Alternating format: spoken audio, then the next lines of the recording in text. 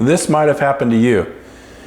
Something has fallen down into our garbage disposal and it makes a sound like this. Okay, what do we want to do?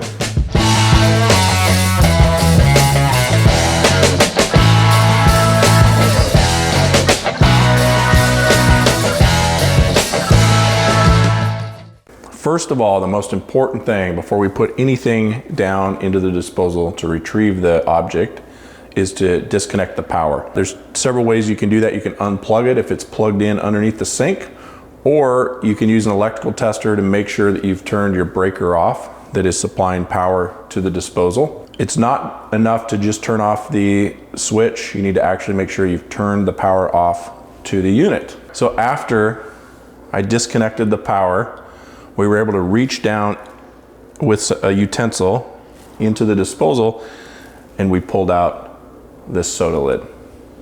Super easy fix, something you can take care of yourself. If you get to the end of your skills and abilities and you'd like professional help, give us a call at Craftsman Plumbing. We have a whole house safety plumbing inspection that's covered under our basic service charge.